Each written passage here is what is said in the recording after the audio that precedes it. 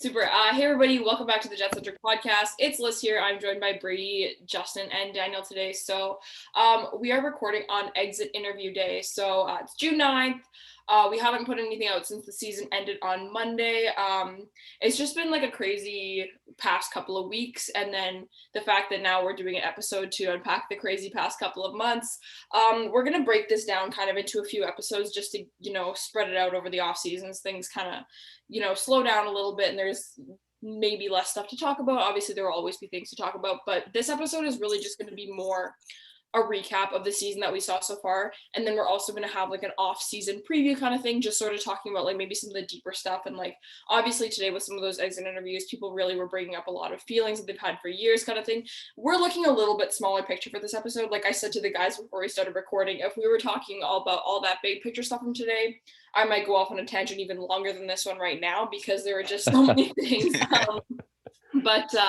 So I'm going to explain to you kind of the theme of the episode a little bit. So basically what I've done is I have created a timeline of things that happened in the Jets season. We're going to go through chronologically not all the events because there was too much that happened, but a couple of select events. It's not all the important things. I probably missed some big stuff.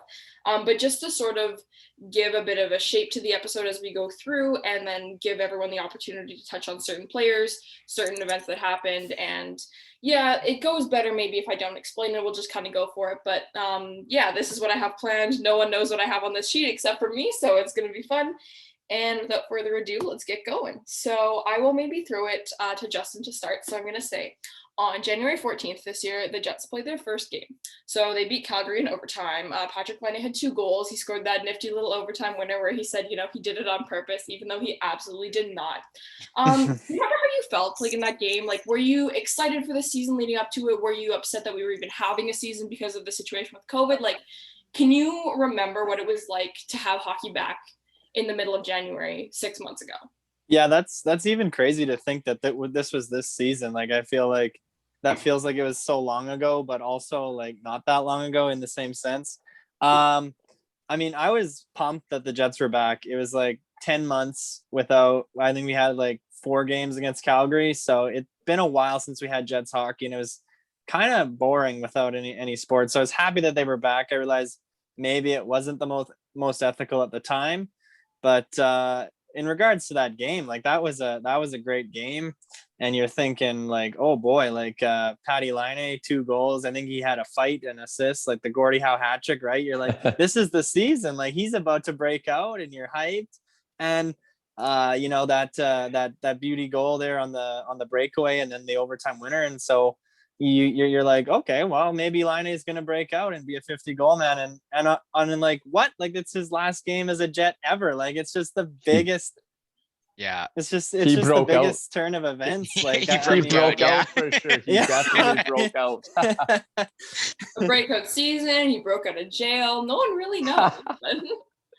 For sure, yeah. It was really tough to see the fact that he had that one really, really good game, then immediately he had the injury trouble, and then of course the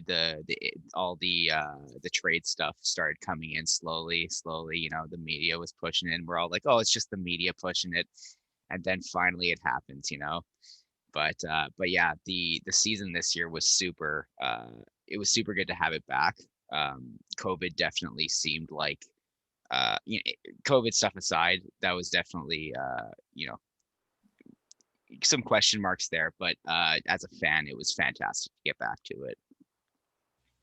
Yeah, and I agree with all that. It was nice to be able to watch some regular hockey, give a little bit slight sense of something normal, even though there were no fans allowed or anything like that in Canada. That is, I mean, so it was something to look forward to, at least in the evening, right? Especially with the condensed schedule, like they played, 4 games a week on occasion and stuff like that, right? So you kind of had something. It's not like we had anything else going on, really. You aren't allowed to go anywhere, so might as well put on the Jets game. Was not like it was a chore. I mean, it is a chore sometimes to watch the Jets, but it was nice to at least have something to turn on, and watch, even if it wasn't the Jets, if it was other hockey games that were on Sportsnet or whatever too, right? It's just something different. Right, like not to get too far off track, but I just remember last August or July and stuff when we used to have like, because they were all playing in the same bubbles, it was like hockey from 10 a.m. to 10 p.m. every day Right. after not having it for months. Oh, it was beautiful. Was it ethical? Probably not, but we enjoyed it. Yeah. Okay. Moving on to January 21st, Ville Heinola plays his first of 5 games with the Jets this year. Daniel, how did you feel about his usage this year? What would you have changed? Like, kind of take me through the Ville Heinola thoughts, the TLDR version, because obviously we could do an entire episode on him alone and just sort of the repercussions of the decisions that the Jets made with him this year. But just sort of what did you think of his year? And not looking too much forward kind of thing, but what are you really expecting to see? Like, is this going to be the same thing next year? Are we preaching to the choir here? Like, what's kind of the Ville Heinola vibe right now? Yeah. So he actually had like, I think he played 40 total games this season. So that's in the Finnish League and the World Junior Championship. Yeah, not to cut you off. Does 5 seem low for the Jets? I thought he played more than that. Is that actually? It was 5. I remember looking at it during the playoffs. Yeah. So yeah, I think he played about 40 games, total hockey games this season, which is probably not enough, even considering the fact that the Jets had a 56 game schedule. The Moose had a 36 or 32 game schedule. And keep in mind, most of those 40 games were in either the Finnish League or in the World Juniors, probably about half of them. He played about 20 games with the organization this year. I'm kind of just pulling a number out of the air, but that's kind of what it feels like. So obviously his usage is disappointing, and I'd never understand why this is a trend with the Jets, why they keep young guys in the press box for extended periods of time. Like, I get, you maybe bench him for a game or two here and there, but with the Moose playing and with the Jets playing 56 games, like there's no reason why he shouldn't have played like 40 NHL games this year alone, right? Out of the 56 game schedule. And look, I won't get too far into looking forward, but I do think he'll be a regular player next year. Hopefully. I mean, I don't know how hopeful and how that is, but I'll hold out the hope for that, at least, assuming that he at least passes. Like, we have a couple of guys on expiring contract, like Forbert and Ben, that'll be hopefully long gone, right? So I think the whole, like, as much as I absolutely agree. I think he should have played, at least 40 games with the Jets this year. As far as his usage goes, like, if you really, because the whole excuse we heard of him playing only the 5 games was to make sure that the ELC slided again. I'm going to say that it's the second time we made his ELC slide. But the biggest issue I had with it was that there were periods of time where he wasn't on the Moose or on the Jets. Like, if you're not going to play him on the Jets, you have to have him playing games you have to have him playing games. Like, you have to have him playing games for the Moose or the Jets. You can't just string him along on the taxi squad. That's what your replacement level defenses are for, or sorry, just replacement level players are for, is to fill in the spots when you need them to. And then, like I said, if you're not going to play him in the NHL, you have to be giving him games in the AHL, because you need him to be continually playing, getting those minutes. Yeah, I agree. Just kind of as a whole too, I feel like a lot of young guys kind of wasted away on the taxi squad, and that's a line as well as that wasn't the most optimized usage for them. And like, particularly to Heinola, I mean, I really would have liked to see him get some time on the power play this year. I don't think Morrissey really was all that good on it. So really, you only had one defenseman that was kind of like a lock for the power play in Pionk. And I mean, he should have played more games. Like, I agree with both of you for saying that, but like, even in the 5 games that he played, he should have gotten a look on the top power play unit. Absolutely. And I just think, for his development, right? Like you guys said, it kind of wasn't enough games. And I really hope that next year he gets a fair shake, because he has probably the highest ceiling on any of the Jets prospects on D right now. So. Mm-hmm. Totally, yeah. No, I agree. I sort of struggle with a lot of what went down there this year, but you know what? I think games in general, like you guys said, is good, and it was nice to see him with the World Juniors. It was nice to see him play with some awesome high-end prospects in the Moose too. But yeah, I'd like to see him play more. Okay, January 23rd, Brady. Patrick Laine and Jack Roslovic with salary retained for Pierre-Luc Dubois in a third. How did you feel about this in the moment? What was your initial reaction to the trade? And right now, without any explanation, would you undo it? Okay, so because we'll get there. Okay, so just to get the first part out, would I undo it? Based on what I saw throughout the rest of the season as well as the playoffs, yes, I would undo it. And also, I think that Patrick Laine has a higher ceiling of he's a player that I think is a little bit more unique.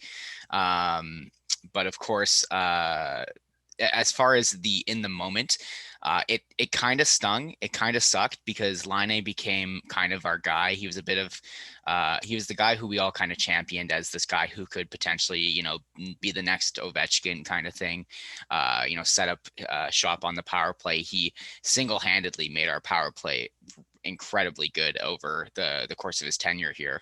And at the time, it was one of those things where it hurt, it sucked, but at the same time, you looked at it and went, okay, Pierre-Luc Dubois is no bum. Well, we'll see. We'll get there. We'll get there.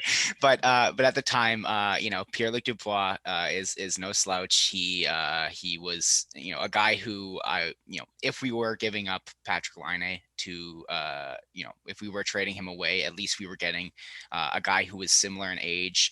Again, drafted immediately after him, still has a high potential. And then at the same time, it's like, okay, you look, there is some upside to it. The fact that, Dubois is, seemingly a more two-way player, drives play a little bit better, and also was a centerman, which is an incredibly important thing to also consider when the trade was made.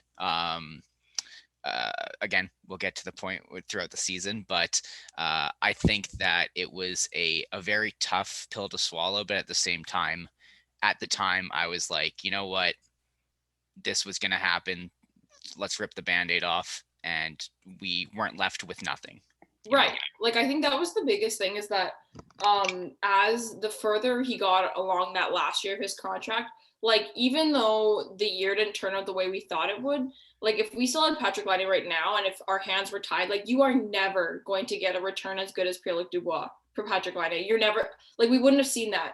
And if Pierre-Luc Dubois hadn't been in a poor situation himself, we never would have gotten even him. Like, they don't even have the same market value, I don't think, in the league. Like, Pierre-Luc Dubois is a Canadian center who is tall and uses his body and can score goals. Like, that's every GM's dream. I think, like, yeah, I don't know if, like, undoing the trade, like, right now, it's a terrible question to ask, and that's why I'm not going to answer it myself, because it's so hard to say that. Thanks. But I totally understand. And I'm going to move on from this, even though not everyone got to talk, just because I realized we're going off on so many tangents and I have so many points left to bring up. There's so much to talk about. So we'll talk about Dubois again later. Trust me, we're not done with him yet. I'm never done with him. But I do want to say he had a good exit interview today, better than probably anyone else's. So we're going to talk about that in another episode. Okay, Justin. Also on January 23rd, see, we're not even out of January yet. Dylan DeMello played his first game after becoming a dad. How important was he to this team this year? What are kind of your thoughts on his usage? I know you and Brady have conflicting opinions about this, so maybe we'll get into a little bit of a heated argument about it. Who knows? And just sort of, how do you feel about Dylan DeMello in general? Yeah, so I love Dylan DeMello. That's basically the simplest way to put it. I mean, he was fantastic this year in any role that they put him in, whether it was in a sheltered third line role or whether he got vaulted up to the top pair with Morrissey. He really stabilized Morrissey in those minutes. And he's just a simple but effective player. Like, the Jets have a lot of defensemen who are simple but ineffective. Dylan DeMello still plays a simpler game, but he's actually, like, he does the little things well. And he reminds me of the Toby Enstrom, kind of just making the smart play. And I mean, I'm so thankful that he's here. He seems like a really nice guy.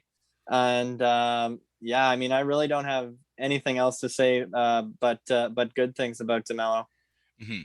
I think the little bit of a disagreement. I think Justin was telling me before he was upset with the fact that he was on the third pair all year, Right.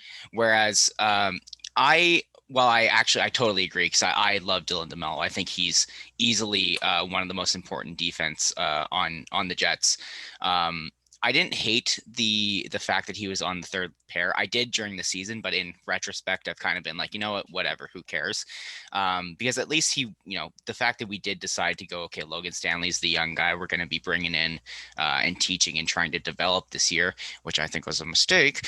But having a guy to be there and try and help Stanley out throughout the regular season and try and stabilize him, make him a better player, I didn't think was necessarily a bad thing. And the whole reason why while I do agree that he would have been better on the first pair, I don't think it matters because at the end of the day, the regular season doesn't matter. And I think all along the plan was to put DeMello up on the top pair in the playoffs, which it seemed like that was immediately what the decision was. So while I do see all the reasons why he shouldn't have been on the third pair all year, I can also look at it and go, you know what? I if anyone's going to be trying to teach Stanley how to play the game, I don't hate that it's DeMello. I just think that in that regard, it's kind of, you got your priorities kind of switched around. Like, to me, I'm worrying more about my first pairing defenseman in Morrissey, who's been struggling now for 2 straight years. To me, it's more about getting him the correct partner. And I mean, obviously the first line is going to get a lot more minutes out there. So it's going to be a lot more impactful to have the better player on the first pair than the third pair. I mean, I see what you're saying in the sense that it helps push Logan Stanley along.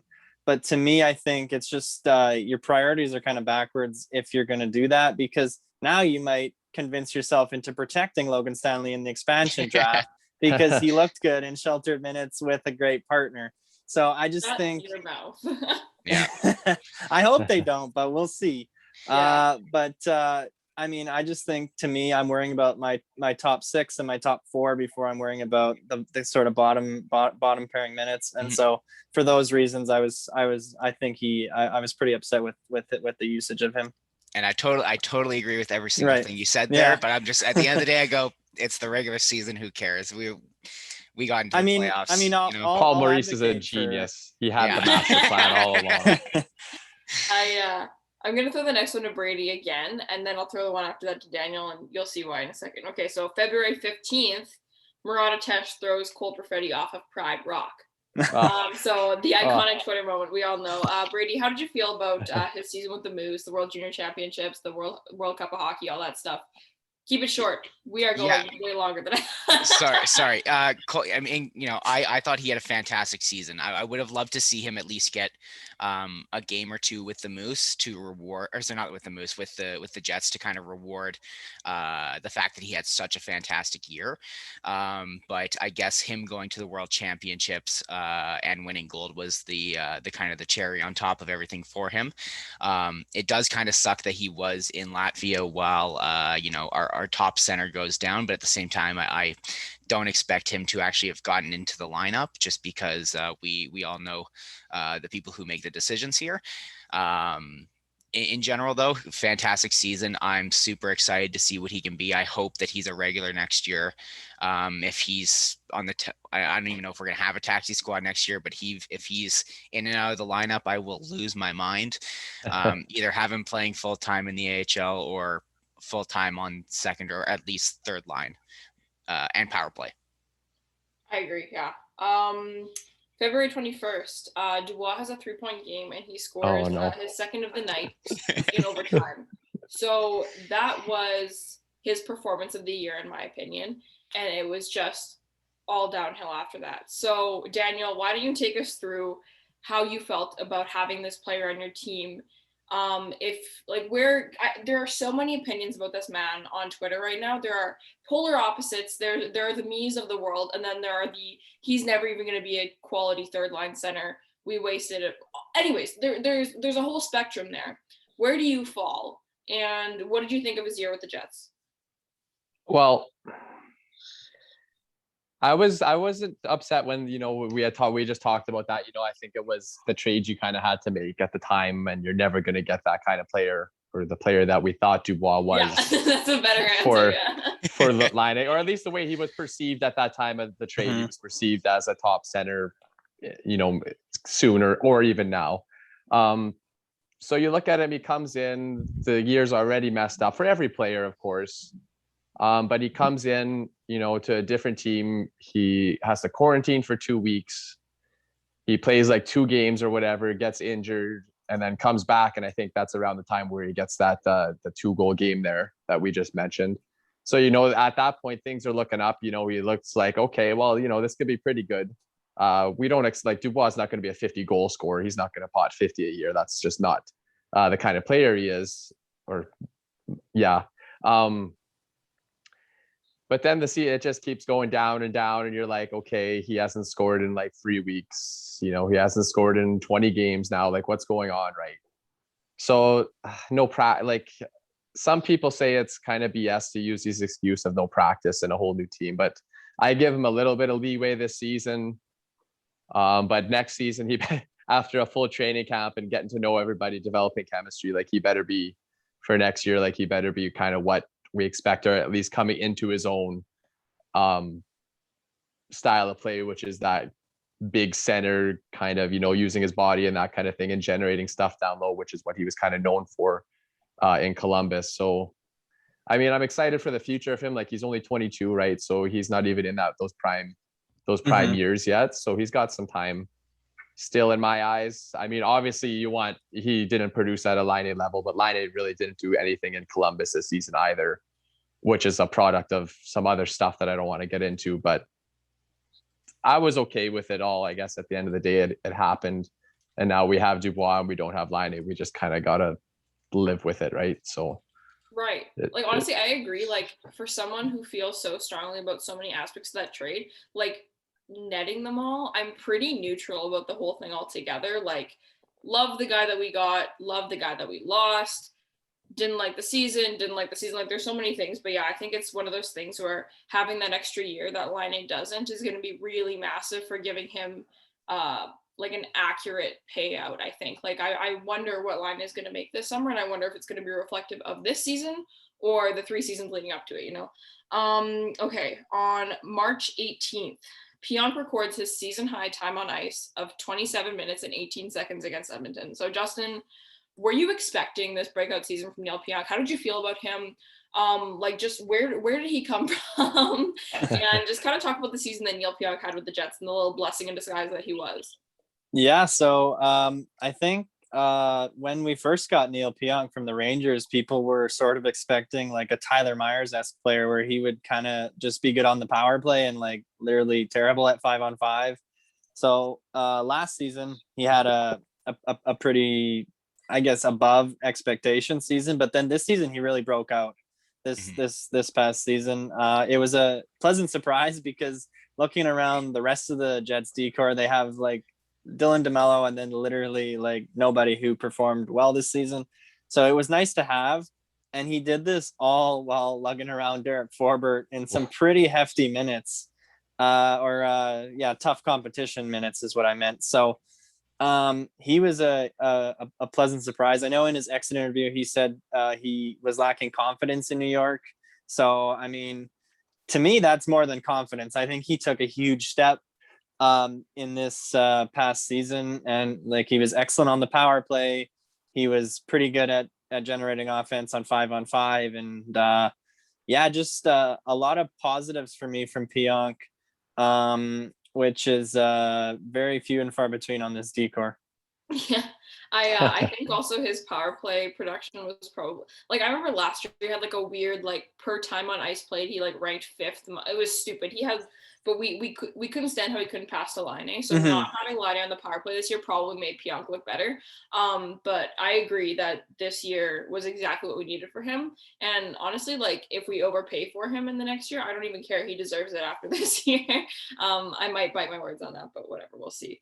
March 24th, Daniel, Andrew Copp scores 4 goals to win a Winnipegger $100,000. what did you think of his season? And just like without getting too deep into the expansion draft stuff, because we're going to do more on that later. Are you thinking about keeping him? Are you thinking about protecting Appleton over him? Like, what are your thoughts on his season with the Jets? And do you think any of it reflects on what your choice would be in the expansion draft? Well, I think Kopp had another good season. Last year he was great as well, like that shortened 70-game season or whatever. It's very rare that the player that goes through arbitration re-signs long term with that team. Obviously, I believe this is the second year of his 2-year arbitration awarded contract or whatever. I think he's free agent, right? Yeah, he's going to be. He'll be an RFA this summer. Okay, so he's an RFA right now. Okay. So I mean, obviously, I don't want to see Kopp go. I don't want to see Appleton go. I hate seeing guys go that I actually like. Like I like Appleton. I like Kopp. So, obviously he's pretty valuable, and I think he has the potential to play in the top 6 regularly. Obviously, I want the Jets to always run to more of a top 9 anyway, which is something that Kopp would be suited for. Getting that, just a few less minutes, but still playing near top line minutes, like that 15-minute a night thing, right? He's pretty good on the penalty kill from what my eyes tell me. I don't have anything to back it up, but I'm sure I'm not crazy in saying this. So I would like to keep Kopp, obviously, but I think his price might be too high just in that sense. I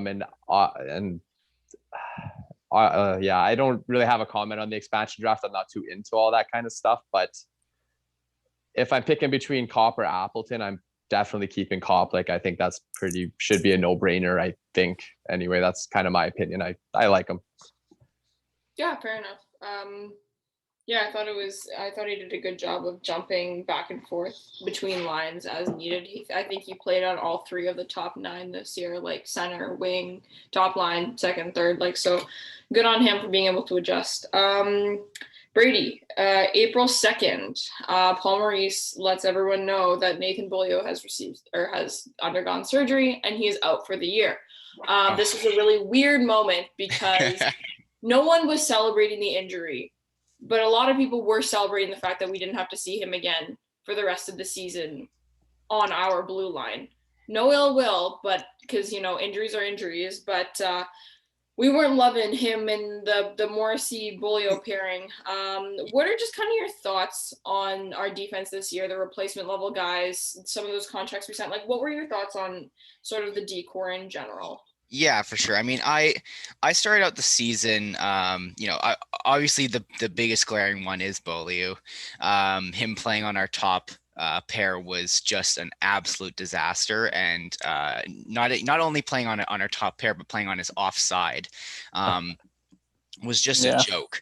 Like the way that the defense were deployed, and again, it goes back to what Justin and I were talking about before, the fact that you had to make room for, or change your defense up to accommodate your third pair guy in Logan Stanley.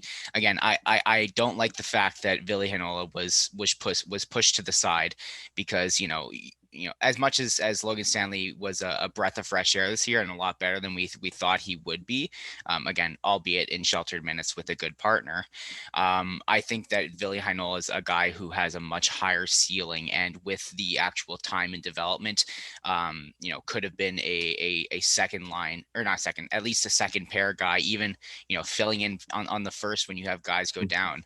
I'll probably touch on this later when we talk about the Montreal series, but there's the fact that you constantly put in guys who are, they're role players.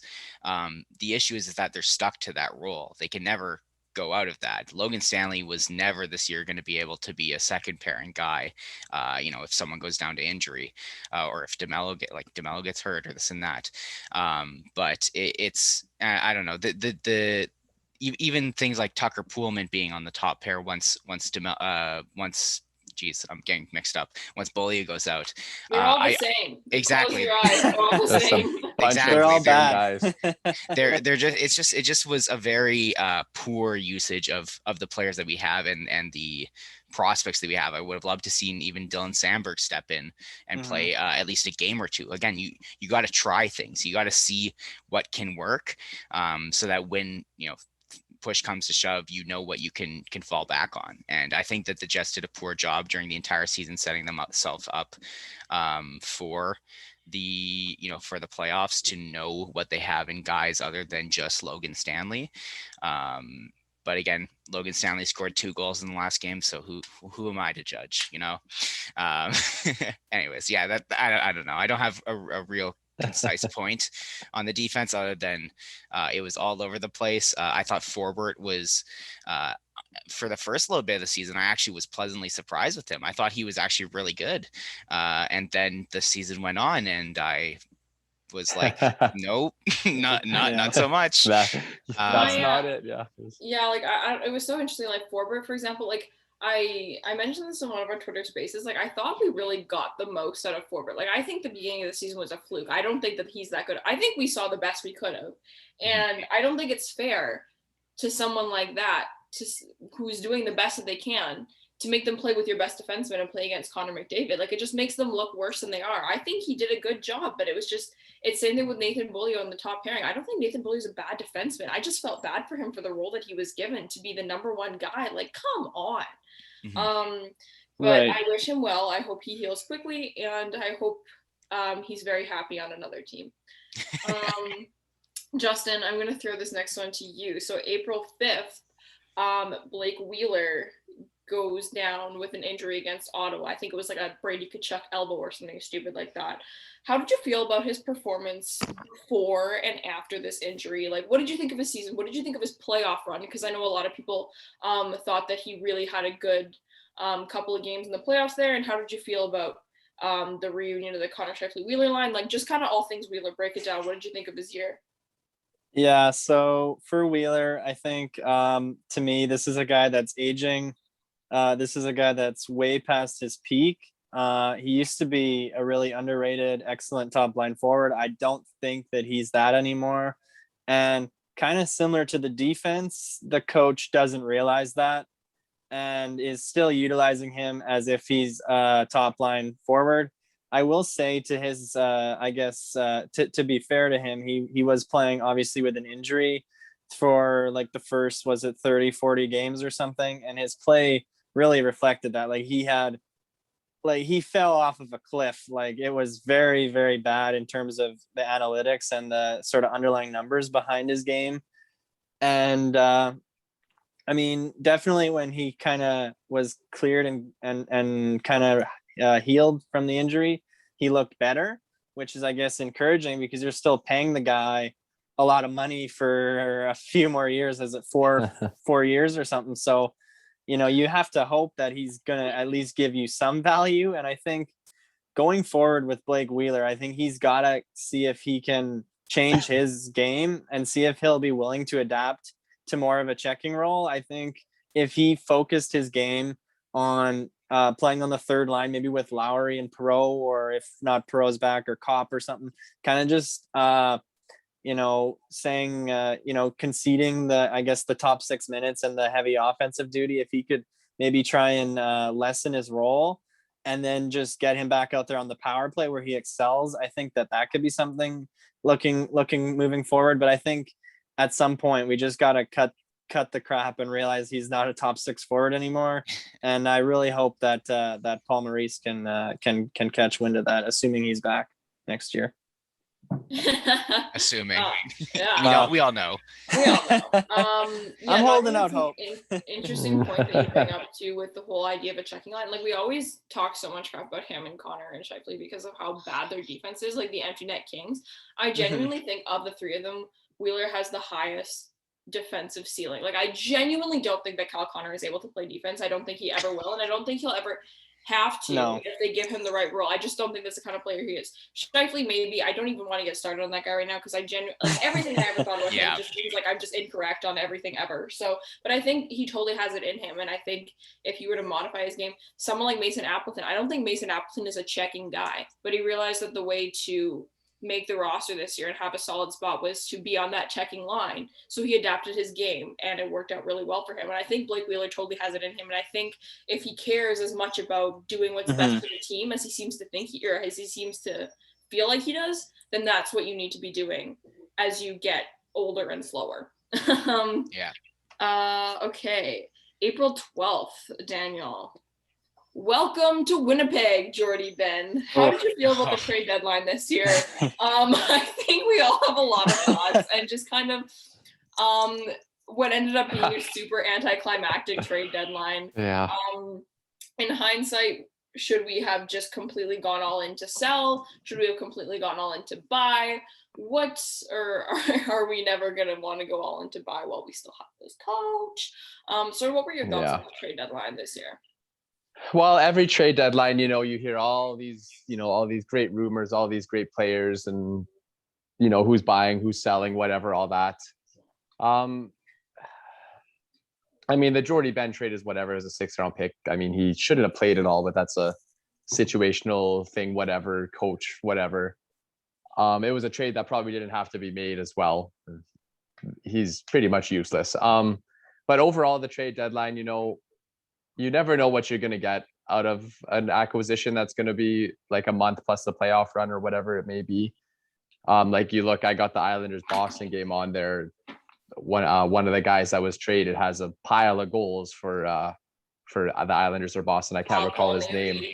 Yeah, Palmieri, right? So not everyone's going to be like Palmieri and pot like a dozen goals or whatever he has, or but the Jets definitely needed to improve their defense if they wanted to make a run. And I think I probably wouldn't have been okay with, the draft this year is kind of weak, I guess, you losing a 1st-round pick. But then you got to make it to at least the conference finals, right? Obviously we didn't do that. Maybe we probably wouldn't have done that even with a top 4 defense addition, right? So it's really hard to grade something that you don't really know. I would have been okay with trying because I'm all about winning, right? So you kind of want to see that the team is okay or that wants to win, so. You may be the only one in Winnipeg, Daniel, who is all about winning. Well, that's sure as hell seems like that some days. No, but it's hard to grade it. I mean, like the Ben trade to me is nothing. It's a 6th-round pick. It's whatever. It's like the odds of finding a 6th-round player. And even if you do like Sami Niku was a 7th-round pick, or a 6th-round pick or whatever, look at him now. Yeah. So to me, whatever, they did what they did, and maybe the price for whoever the guys they were targeting on defense was just too much. And I'm glad they didn't overpay like crazy for someone, like give up a 1st and a 2nd and a prospect, right? Like that's crazy to me, but I would have been okay with it, but also not okay with it at the same time. I would have taken Mike Riley for a 3rd, or what was it? Yeah, like a trade. Awesome. Like a trade like that instead of Ben for a 6th. Yeah, that's why can't you pull that off? But there's a whole, like, there's so much going on that day. Like, it's tough to know what could have actually happened. Exactly. And you hear all this crap from, various media outlets and report, and you don't know who's talking to who, right? So it's hard to. Yeah, I think it was a weird deadline, and I think anyone who blames Chevy for not getting a defenseman for the reason that the Jets didn't do well in the playoffs needs to give their head a bit of a shake, if I'm being completely honest. So, but I think there was just a very underwhelming day, depending what way you want to look at it, kind of thing. And I think everyone knows that. I think the organization knew that too. So there are some answers internal. There are some internal answers to things. Yeah, and then that quote comes out where you're like, okay, we're gonna see Heinola for the next 3 weeks or however many weeks are left in the season, and we saw him twice. And they never saw him again. So yeah. And that's and they did, and Chevy did know that, and he said that they have the upgrades in the organization. Heinola and Sandberg could have easily both played this season, I think, as well. It's little things like that that hardly did him way more than any of the coaches behind the bench. I'm like, this guy, he knows what's up. Also because a lot of GMs are terrible in our season. So, okay, Brady, on April 14th, Trevor Lewis scores a nice little shorthanded goal. How did you feel about some of those 4th line guys? The year that he had, the year that Thompson had, the year that Perreault had, just kind of unpack them a little bit nice and quickly. for sure. Yeah, quickly. No, Matthew Pro. sorry. I just mean that it's three players, but we don't need to give I like know. a big. Yeah. So Matthew Pro, first off, I love this man. He can stay on my team as long as he'd like to, barring him being like, I want, a lot of money or anything. I don't know. I don't even know where I would draw the line on him. I think he's a fantastic player. He is super useful. You can play him wherever. Of course, he's getting a bit older, but at the same time, he's in the bottom of the lineup, and he is incredibly useful. Trevor Lyss, I actually really liked the addition of Trevor Lyss. I think, he is a bit older. I think he's like 34.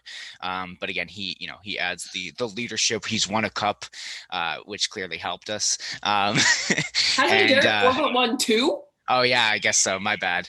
But yeah, that was another big sign.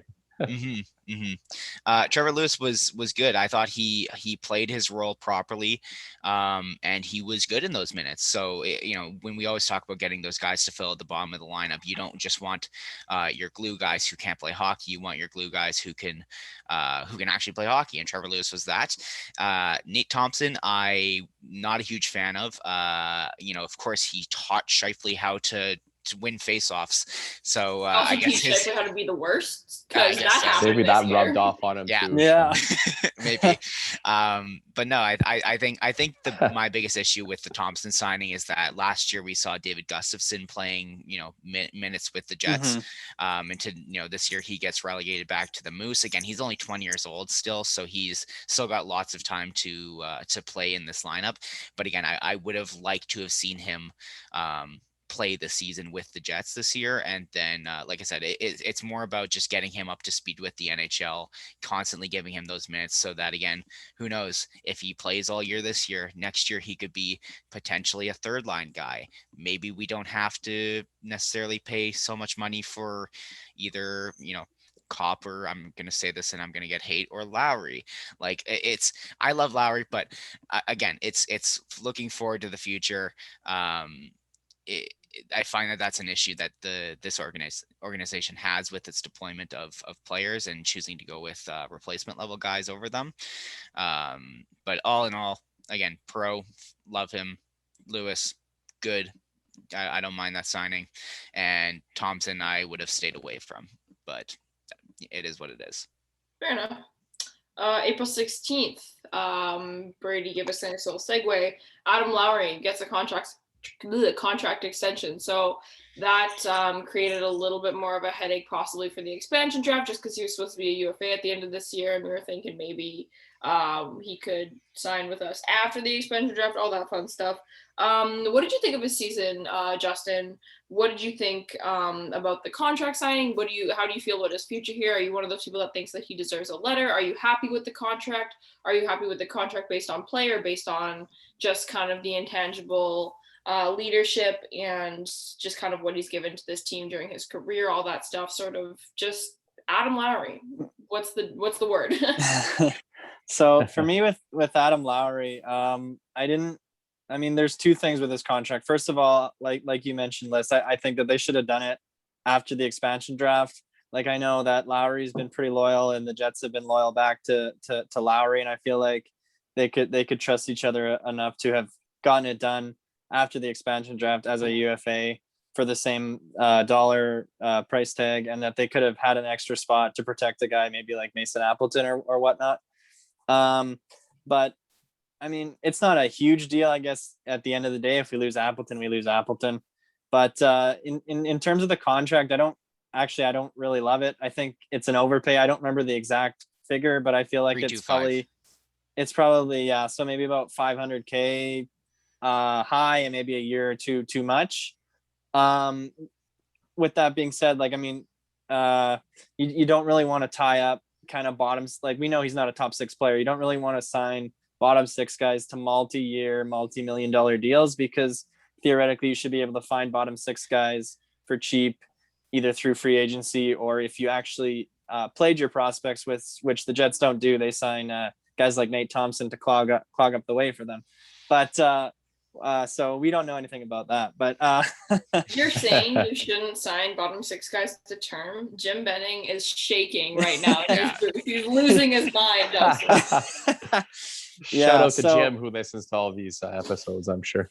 Love you, JR is looking at the Brandon Tanev deal going, what?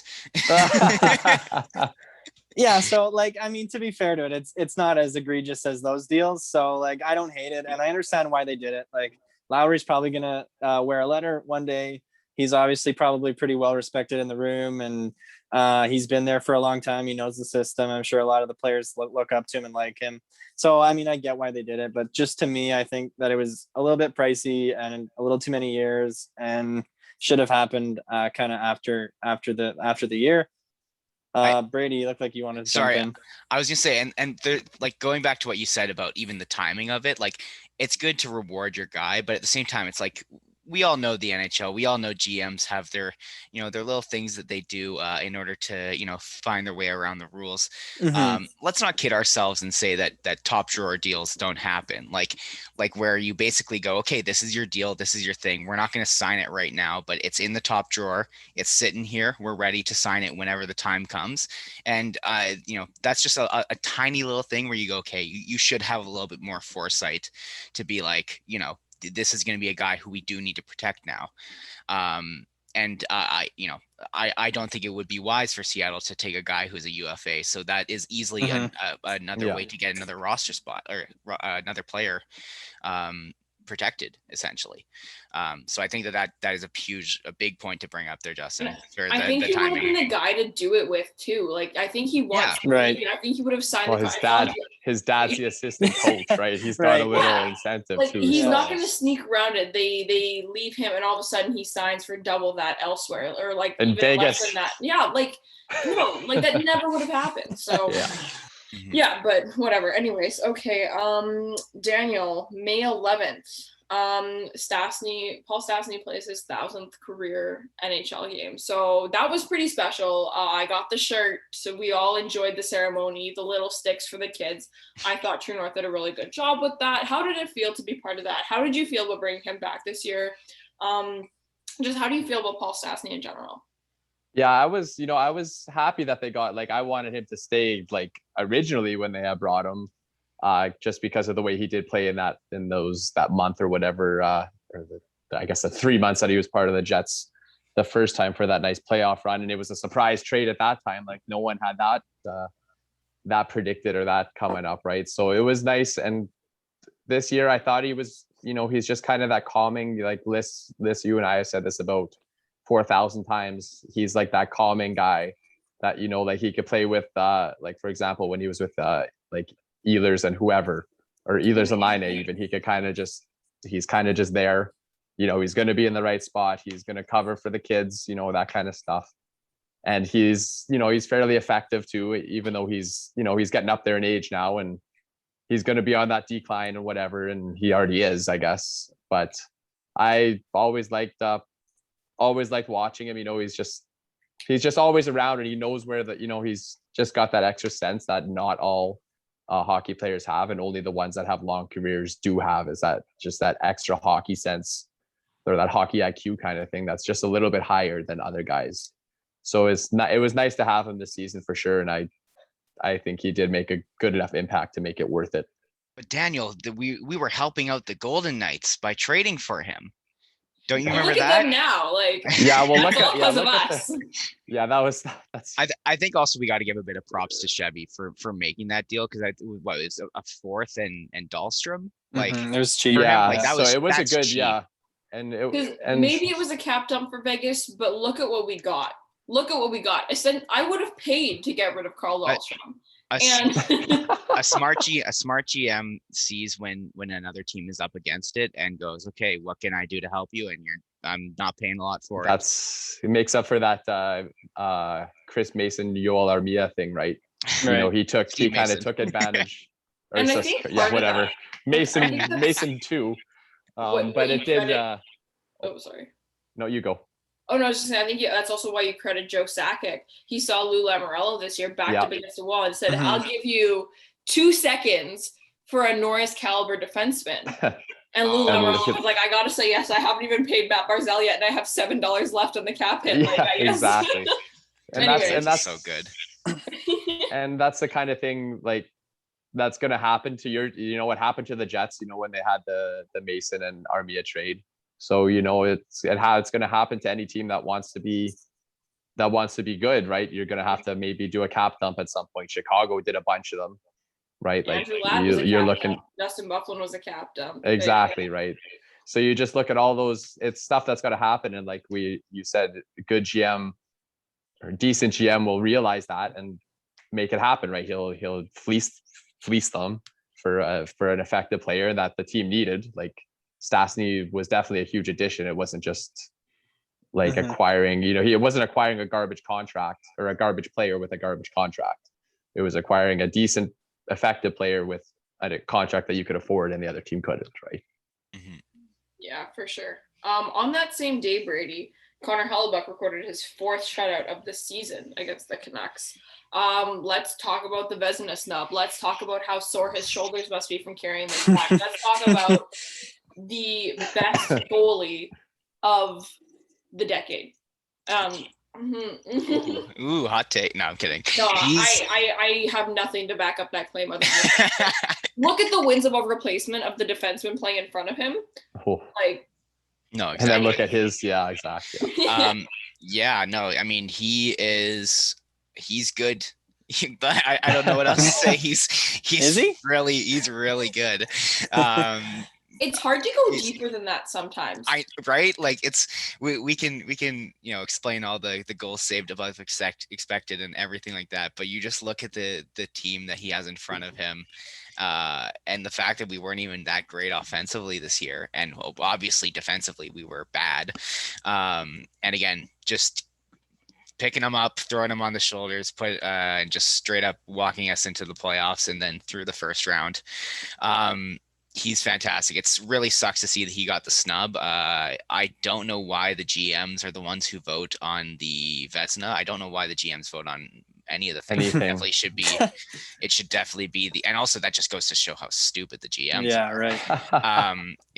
It's so funny. Like it's so funny the fact that you just happen to go to NHL.com, you go, okay, sort by wins, and you get Vasilevsky. Who could have seen this coming? Yeah, Vasilevsky, Grubauer, and Fleury. And it's like Fleury and Vasilevsky absolutely deserve to be there.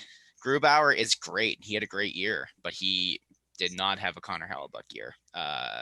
I think that was a big snub by the NHL or by the GMs, but it is what it is. We all know how good he is. He knows how good he is. Yeah, I don't know. He's good. I've got nothing else. He is good. I would argue that the 3 best teams in the NHL this year were the ones whose goalies got nominated for the Vezina. Colorado, Vegas, and who am I missing now? Tampa Bay. Those are the 3 best teams in the NHL. And I don't want to the goalies don't deserve to be discredited. Like Vasilevsky is a terrific goalie, and I don't give that much credit to the defenseman he has playing in front of him because, you know, Victor Hedman is not a Norris caliber defenseman anymore. It's fine. But Kale McCarr is. No, anyways, sorry. But yeah, no, it's Helly is our savior, and we love him very much. Okay, Daniel, May 19th, game 1 against the Oilers. What are some quick highlights and lowlights of the series? But spoiler alert, the next thing that I'm going to get Justin to talk about is the game 2 and the 2-goal game by our special little friend. So talk less about him because that's the next point. So just talk about the playoffs, kind of that series against Edmonton, just kind of what you thought, all that. The whole series, like just the whole series, or yes, other than that one specific comeback win. Yeah. Justin, okay. Prepare yourself because that's so yeah, like obviously, you know, going into the playoffs, the Jets were kind of on a little bit of a slump. They did kind of turn it around in their play, just not the results heading into the playoffs the last 5 or 6 games or whatever. We knew we had Connor Hellebuck going in. We knew Mike Smith was 39 years old. We knew we had to, as long as McDavid and Draisaitl didn't really get going, we'd be in a good situation. And obviously the Jets were, you know, they went to 3 overtime games in a row, 3 next goal win games, right? And it was the same Jets that we saw all year that just happened to string together 4 wins, 3 of those being in overtime, right? So it was very exciting, obviously, to watch. Like any sweep by your team is very exciting, right? So like, and then staying out, like, I think all of us were up till 1:30 a.m. on that triple overtime winner, right? And if you didn't notice, I still got my broom there. I had to leave it up because the Jets still applies. It's still I didn't even have to put it away apparently. But yeah, it was very exciting. It was the first sweep in Jets history, so that's something that was good. Beating the Oilers in the playoff, I'm sure made a lot of our parents and grandparents happy after watching. Right. Speaking to those that are in the Zoom right now, right? That we beat the damn Oilers, right? Like that's after getting swept and dominated by them in the 80s and 90s, and they blocked our path at a cup for that long. It was just nice, I think, to get the sweep. Hellebuck played out of his mind, as we just mentioned. He does that every game pretty much anyway. But just a whole bunch of stuff went right for the Jets, and it was just a fun ride to have. And it was 4 wins in 6 days. Like that's just crazy in itself that we got to see. It was just such a high for like the whole thing, right? So it was nice. Yeah, no, I think this, what is it, 6.3 goals saved above expected, and that's for itself, something stupid like that. But yeah, like you said, those next goal game wins. Next goal wins games. I can't speak. Yeah, you got it. Yeah. You are better suited when you have the better goalie, and we did. And therefore, we won. I think another thing we need to point out is the fact that Connor McDavid drew 0 penalties throughout that entire series, which is a travesty to the NHL. Yeah. Like I can picture exactly. It was either Neil Pionk or Josh Morrissey or both of them, because I'm sure it happened both times. It was Morrissey. Actually, it was Morrissey who literally pulled him down, hooked him, and held him and pulled him down in front of the ref, and the ref was just like, "Nope. I don't see anything. What are you talking about? This is hockey game." And there was the DeMello knee too. That was yeah. Like true, I was defending him to the grave on Twitter over it because that's my guy, but also, but yeah, no, it was interesting. But I don't think that they, especially since it was a sweep, I don't think they would have won the series with a couple more penalties. I think they should be disappointed with their performance, because we'll get there, but this Jets team was horrible. So like it's the same Jets team that we saw all year, right? It was, yeah, exactly. And so anyways, moving on to Justin on May 24th, best comeback in Jets history. Nikolai Ehlers scores the second goal of the night to win 5-4 in overtime. We were down 4-1 at one point. 4 goals in 8 minutes, the Josh Morrissey goal, the other Nikolai Ehlers goal. Like, it was just, I like absolutely euphoric just thinking about it. Like, probably the best moment of my entire life was that evening. Just talk about it. Talk about Nikolai Ehlers' season too. We haven't talked about him at all yet, and everyone who listens to this podcast knows just how much we love this guy. What were your thoughts? Right. So yeah, that comeback was like absolutely incredible. Like, I mean, there's literally like few words that you could use to describe like how amazing that was. I mean, down 4-1, 8 minutes or left or whatever it was. And like, I mean, I already gave up hope. I know I was tweeting, I said, I hope that the Jets like show up tomorrow, because this isn't going to be enough.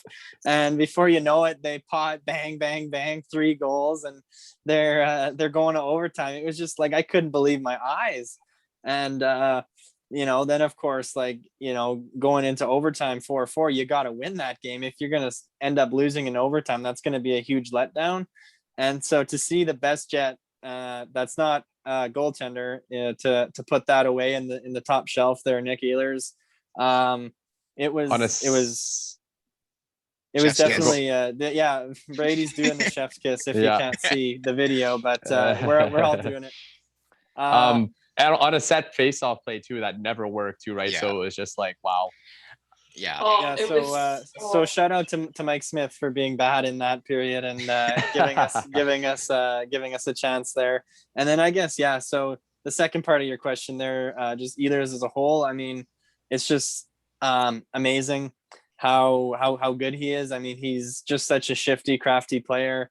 He's not obviously quite as shifty as McDavid, but he's that same sort of, making moves, carrying the puck in the neutral zone. He has some of the best zone entries in the league, and he has a fantastic shot. And I think getting away from Laine on his line, he was able to utilize that a lot more this year. He wasn't just driving play and then looking to be the playmaker. He was being more assertive and being the shoot first guy. And I think that a lot of the hockey men kind of realized like, oh, now that he's scoring goals, like he's actually good. This is the Nick Ehlers that we've had for years. And like, I mean, to me, I know that they've kind of wasted the sort of Wheeler prime.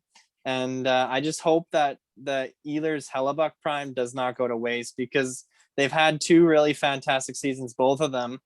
And like, we're so lucky to have an elite goalie. So few teams have this luxury and have this that they can count on, and to have an elite Danish king like Nick Ehlers on your top line, right? And I just like, they got to make the most of this. Like, they have some really elite talent on the top of their roster, and the fact that year in and year out they can't make noise in the playoffs because they screw around with gritty guys on the bottom six or whatever, it's disappointing.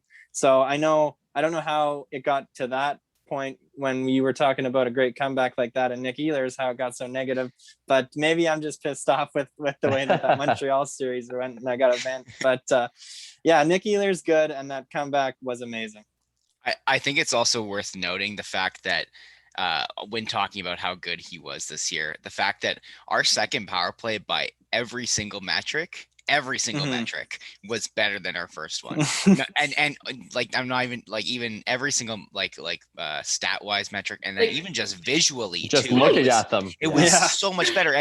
And you like, what you've got, the first unit that's got what, Kyle Connor, Blake Wheeler, Mark Scheifele, Paul Stastny, and Morrissey, and then you look and you've got like Perreault, Kopp, like these are great players, but like they're not your PP1 guys. And everything was going through Ehlers and Pionk too. Good, got to give him credit there too. Oh yeah. But I think it's really worth noting the fact that he single-handedly with Pionk carried that second power play to really being our top power play. Yeah, what keeps me going every day is the thought of Ehlers and like Perfetti, and then Dubois and Connor as top line, second line. Like, come on. Hellebuck talked about us entering our dynasty today. We all laughed at him. If you get rid of some of the excess garbage, they literally could be. They could be, because Nick Ehlers and Connor Hellebuck are that good. And I think, yeah, in that Montreal series, like, he was the only player when we were just playing the worst hockey maybe of the whole season. He was the only player that every time he got on the ice, I was like, it's possible that we score a goal. It's possible. I didn't think it was going to happen, but he was the only one that gave me like a little bit of hope.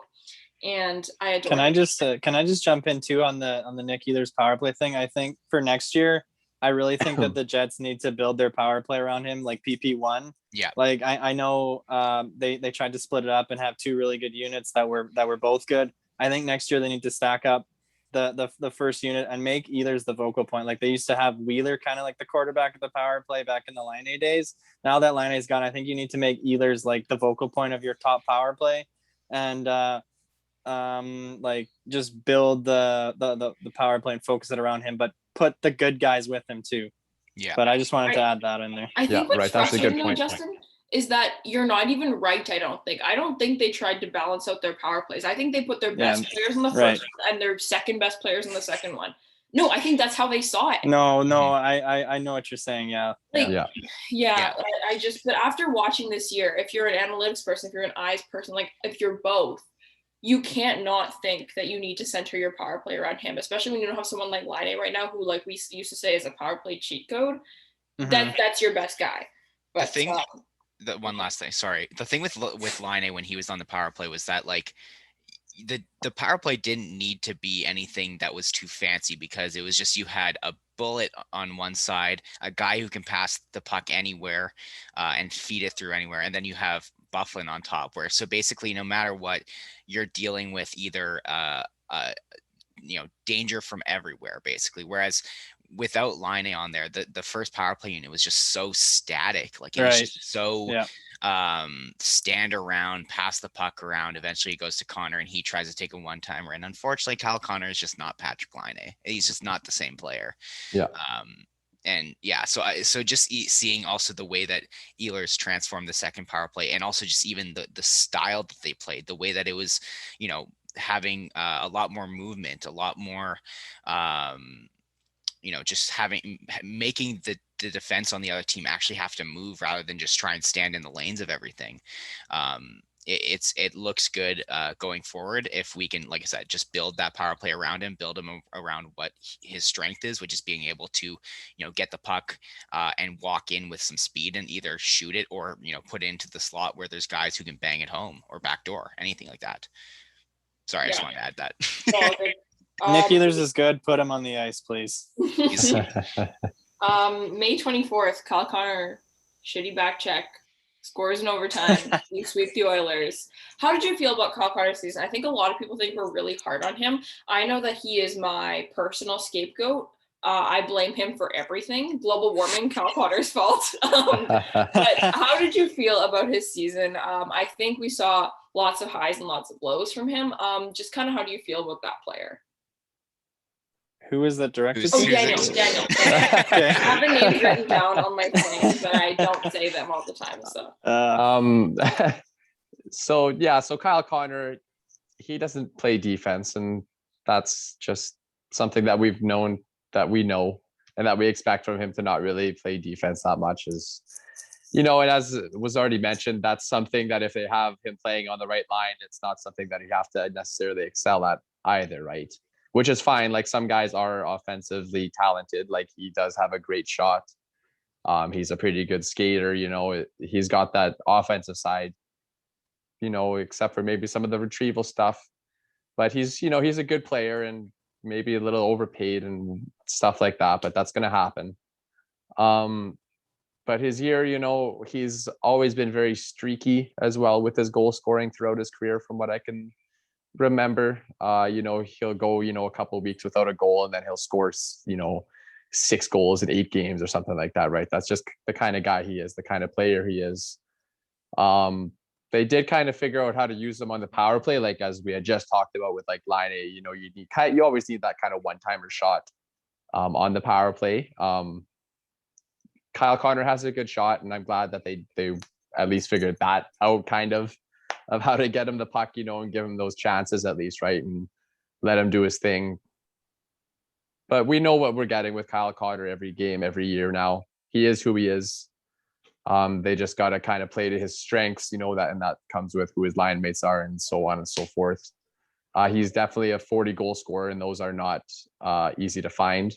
So I think you got to at least use him to get those 40 goals, right? That's right. A lot of goals. You didn't pay him. What does he make? $7 million to be a line driver. That's not why he's here. So let him do what he's here for. Every team's going to have those guys that can just score, right? And that's okay, as long as everyone else around him is playing to his strengths, right, and covering up for his weaknesses, right? That's just the way it's got to be. Brady, June 3rd, game 1 against the Montreal Canadiens. Oh no. It's the day after. It's the day of the Scheifele hearing, after he hits Jake Evans in the last minute of the game. Let's talk about, you could talk about the series a bit, because I know you had a couple things you wanted to mention, but I also want to talk about the awful character development that we saw from him this year. Like, I know for myself, before, Dubois has been my favorite player for quite some time, but you always have your favorite player on your own team kind of thing. And he was mine. I loved him, whatever, but this year, it's been shot after shot of just, damn it, Scheifele, like, why are you like this? And it's been frustrating. And at first I thought it was maybe a couple flukes, but it's been a couple seasons now that it's just, I think this is who we have. And I'm not loving it. What are your thoughts on Mark Scheifele right now? I realize that probably things are a little bit fresher because of the press conference today and the hit last week. But I think even that aside, we still haven't liked a few things we've seen from him. So you could talk about the Montreal series if you'd like, because I only have 1 point left, and it's just, we all know how this ends, and I'm throwing it out to Justin. So Brady, well, I'm gonna jump in on the outcome one there, because I think I have something there. Yeah, I'll just talk about Scheifele for now. In general, I thought he had, I'm going to start from the start, season-wise, I thought he had a decent season. my biggest issue with him is that I think that he can be a decent player defensively if he just tries to. The issue is that he on the back check, once he gets to the blue line, he kind of stops skating and he just starts going into the blind man with the stick, trying to trying to reach in there. He's an effective player. He's very good offensively. But yeah, there's just a couple things there that really frustrate me as someone who watches him. Again, notably his defense, his effort on the defensive side. Again, I think that it's an effort thing. It's not an ability thing. And then of course, when it comes to any little bump, any little shove, and I can kind of relate to this because I'm a little bit the same way sometimes when we play hockey, but I understand how it's frustrating to everyone around them, and especially when I see it on Scheifele, it's extremely frustrating. But he just whines after everything, like any little thing, any little call, he's always in the ref's ear. He's always crying about this, that, the other thing, which is just like, again, it's a completely unrelated thing to just him as a player and how effective he is. But it's just frustrating to watch, to see one of these guys who you're championing and hoping, looking at him being like, he's our guy, he's our number one center. And you just see, a bit of the, let's call it character issues. And then we get, of course, to the series, where he does the hardest back check of his entire life, and absolutely clobbers Jake Evans unnecessarily. As far as the suspension goes, I think that 4 games makes sense. I would have been okay with 3, but again, that's neither here nor there. I'm glad that they made an example of him, because that type of hit is not allowed in the game, and it shouldn't be, and especially at the time of the game. And it was incredibly scary to see Evans basically completely knocked out, lifeless on the ground. Again, quick shout out to Ehlers for being the good guy and hopping in there and trying to make sure no one falls on him. But yeah, and then of course we fast forward to now. Of course, he doesn't get back in the series, and again, I think that like, not even talking about just like the character of him, that's just like, you're the top center of our team. You can't be doing stupid shit like this. You can't be getting suspended 4 games in the second round of the playoffs. He's going to be suspended for the first game of the year next year. Like he deserves it. He absolutely deserves it. And then, of course, we get now to the press conference stuff. We're on his exit interview, and he's going, "Oh, I thought I was going to have to try and get shut down by Philip Deneau, but it turns out it's player safety." And this is like the second time he's come out to the media being like, this was unfair. This, like, just, man, you made your bed, you made your decision, you got to sleep it. You got to understand that, when you do something like that, there are repercussions. And then even, further on in his post locker room stuff, he's like saying, "Oh, the media doubted us. You guys said we're going to be bottom feed." Like, it's just so like petty. And just like, and why are you taking victories over Right. a second round exit where you get knocked out by the Habs, by the worst playoff team, the worst playoff team, and again being like, "Oh, you guys thought we were going to be bottom feeders." It's like, wow, congrats, you made it into the playoffs in the smallest division, only a division with only 7 teams, and 3 of which are Ottawa, Vancouver, and Calgary. Like, take a victory lap, man. Oh yeah, congrats. Like, it's just a loser's mentality. It's really frustrating. I'm not happy with the guy. I think that the hit was ridiculous, and then everything after it has been a joke, just a circus. Like, it's brutal. Mm-hmm. I'm not proud to have this guy on my team, and I'm more than happy to say that I think that he has shown his true colors. I think this is, I'm not trying to be the person who always circles the blame back to Maurice, because I do that a lot. But I think Scheifele's entire career, there's been absolutely this massive lack of accountability. Like we talk every That's single a good, year, yeah. there's been the acquiring of the 2C. So he's never had a second line center like someone like Dubois or Perfetti or Stastny pushing him.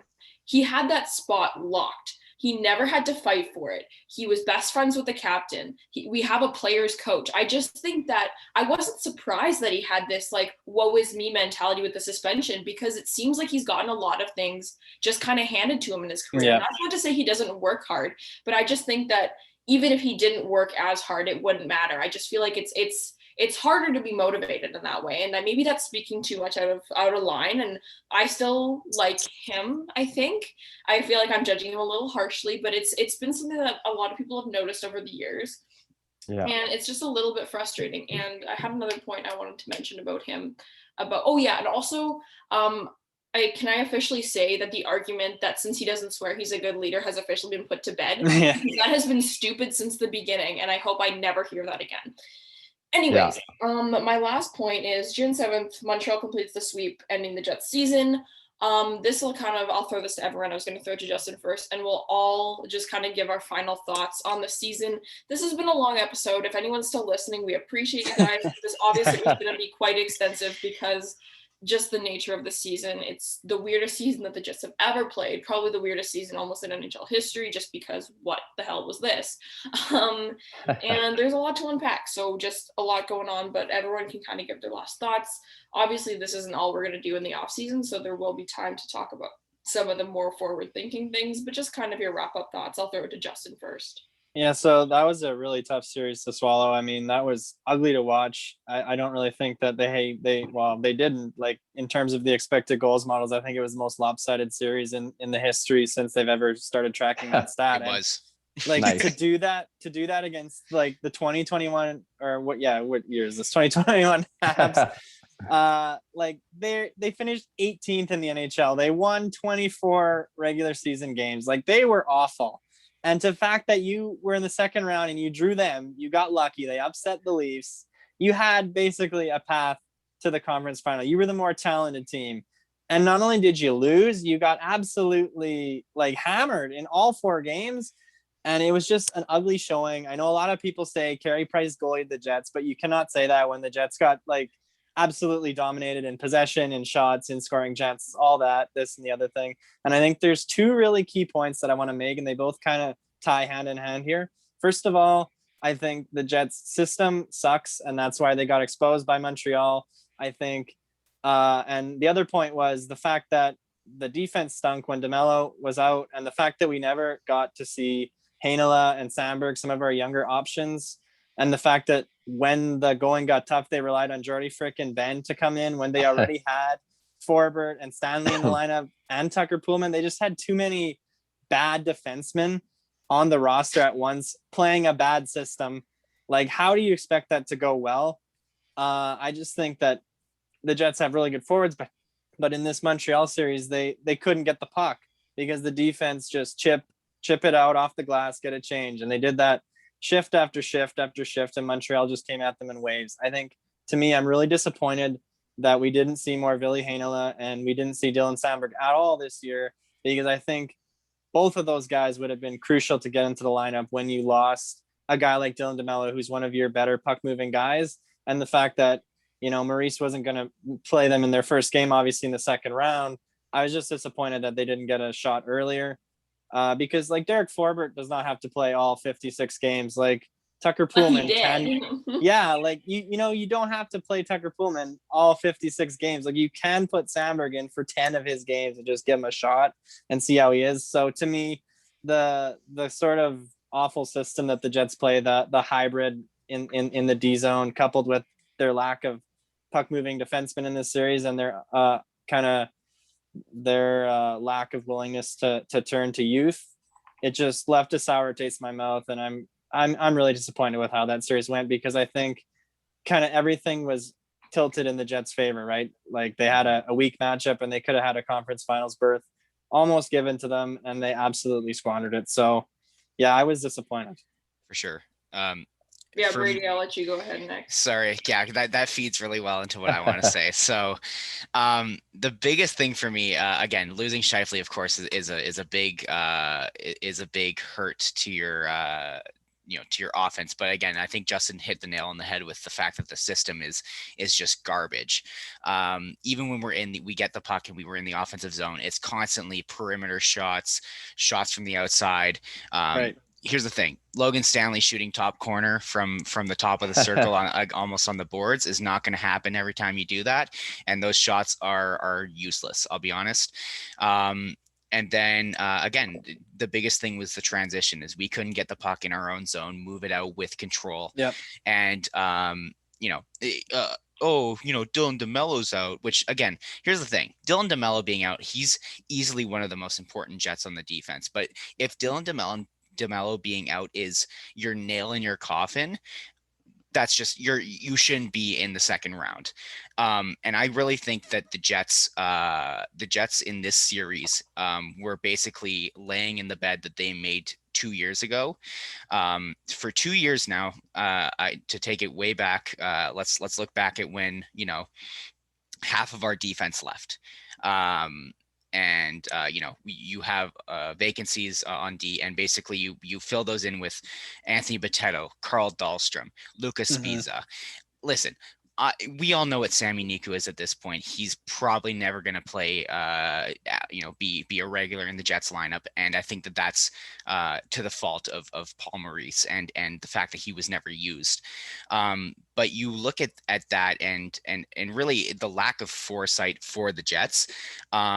To be like, hey, this is a year where we lost half of our decor. This is not going to be a year where we're going to be contenders. Like, the writing was on the wall as soon as those 3 guys left. That's when the Jets should go, okay, what can we do so that in a year, in 2 years, we are ready to be a contender again? And listen, I'm not saying Sami Niku would be a top pair guy, but he certainly, if he actually played some freaking hockey games, could have been a useful player. Like, he could have genuinely been at least a second pair guy. He could have been a second pair guy. And then it comes back to Heinola again. Like, all year you give Logan Stanley 37 games in a 56 game season. And we all know Logan Stanley doesn't have the ceiling that Ville Heinola has. You need to look forward and go, okay, who are these guys that physical ceiling? Oh, yeah, he is very close to the physical ceiling. You are correct. But but again, it's this lack of foresight to go, okay, who are guys that if we give them time, if we give them the opportunity to get their foot in the door and actually, get some development going, that could potentially be guys for us in even later in the season. Like there's no reason why Ville Heinola should have had his ELC slide twice. Like, he is clearly too good for the AHL. That's why they kept bringing him up from the AHL team to put him on the taxi squad. But again, he's getting Sami Niku in the sense where he's just getting yo-yoed back and forth. He played 5 games with the Jets, and I think he maybe played like 15 to 20 maybe with the Moose. I don't even that many. I'm not sure, but the point is that there's at least 56 games. Why is he playing 25? Like, what's going on here? It's the same thing with Sami Niku back in the day. And again, like, this is a guy we've harped on for a while now, but he's just the example. It's the same thing, even but going back to Patan. Like, Patan could have been prime Sami Niku doesn't fit in your system stinks. Exactly. Like, it's just a complete failure on the development side of things when we have guys and we have the answers could be internally, as Chevy said, but we're never going to see that because our coach just refuses to play anyone who has potential unless they're Kyle Connor or unless they're not Finnish. I don't know what it is.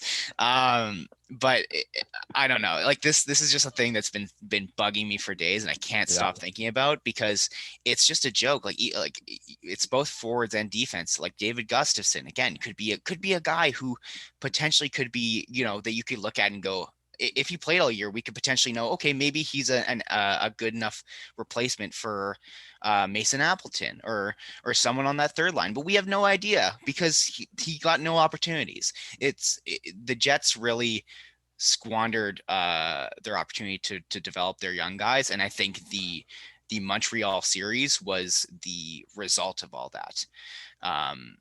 And again, we get swept by the fourth place team in our div, the worst team in the worst team standings wise. I'm not going to say the worst team standing wise in the playoffs. In the playoffs. Thank you. I don't know, man. It's just so frustrating, and it's going to happen year after year. I wonder who it's going to be next year. Like, do we even see Dylan Sandberg next year? I doubt it at this point. No. I'd love to. He should. Yeah. But no, Logan Stanley's our third pair guy. He's our role guy. He's going to stay there. I don't know. It's so frustrating. That he's a rookie too, and you're like, he's third pairing, like that's his role. Okay, so you're gonna do that over a guy whose ceiling is so much higher. But Stanley has paid his dues. He paid his dues in the AHL for 2 years or whatever. I don't know how many games. And Mark Scheifele said he's been training real hard in the offseason. Also, I want to just point this out. In total for the Jets organization this year, Christian Vesalainen played 18 games. Like, that's bad. That's a joke. That's a joke. Draft and develop, boys. Draft and develop. Like, it's brutal. It's awful. I would have been happier to see him play 0 games with the Jets if it meant playing a complete season with the Jets. I don't really care. That's the thing, yeah. Oh, yeah. Okay, Daniel, your I'll final thoughts? Yeah, I'll just continue that point and just keep harping. No, that's fine. I'll just keep harping on him. But I think, Brady and Justin touched on the stuff that I would have touched on anyway, right? Like you just mentioned Vesalainen played 18 games in the Moose had like I mentioned right at the start, the Moose had a 36 game season. Let him play 36 games, right? This is why you have guys that aren't really going to be regular NHL players. Like I look at a guy like CJ Cease, he's not going to be a regular fourth liner. That's the guy you should have on your taxi squad. You got a guy like Nelson Nogier. He's not an NHL. My thing cut out there for a second. But you look at a guy like Nelson Nogier. He's not an NHL player. This is why you have these kind of guys that you can bring up on the taxi squad, which is like it's a new thing, and I understand that. But you got to know how. Like, it's not hard to figure out how to use it.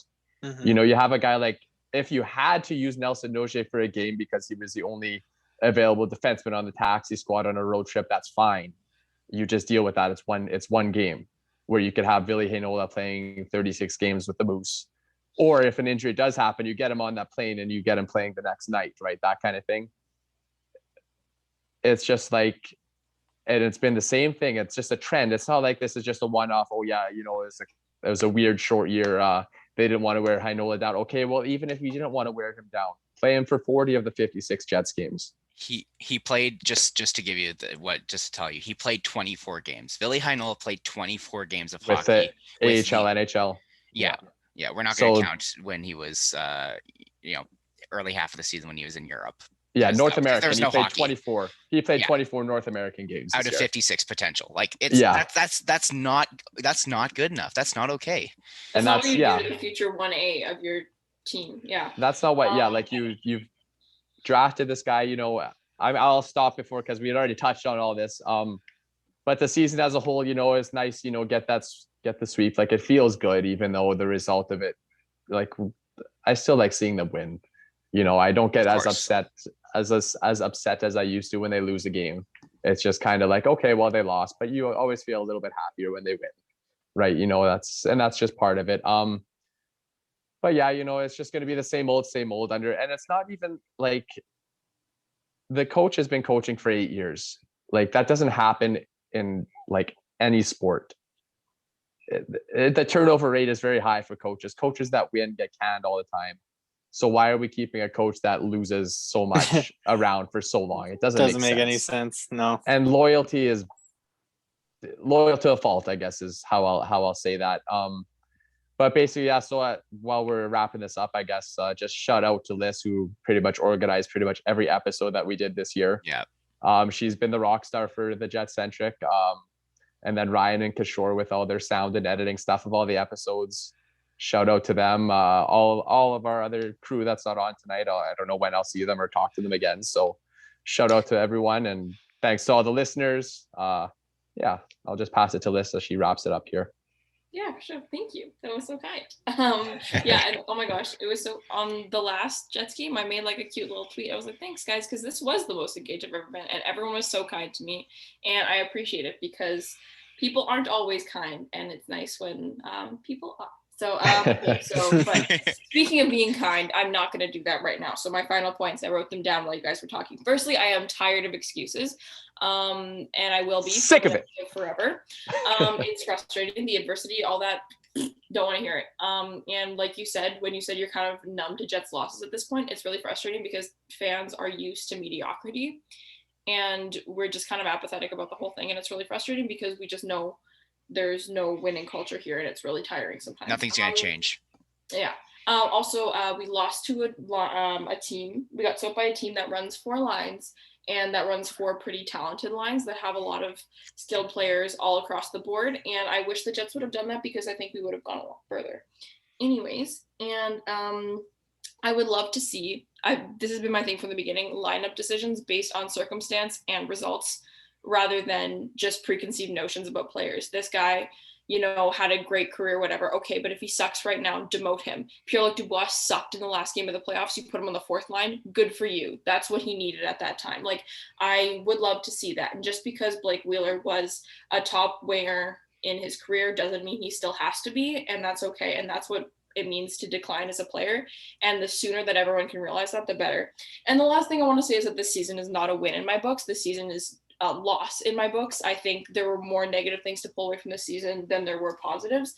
And maybe that's a pessimistic thing for me to say, but we all know that this team cares more about, the vibe of the room and the whatever than they do about the winning. And I understand that winning maybe isn't what you want to do if everyone's miserable, but the fact that all these guys are so happy-go-lucky, it just makes me really frustrated as a fan because I want them to win.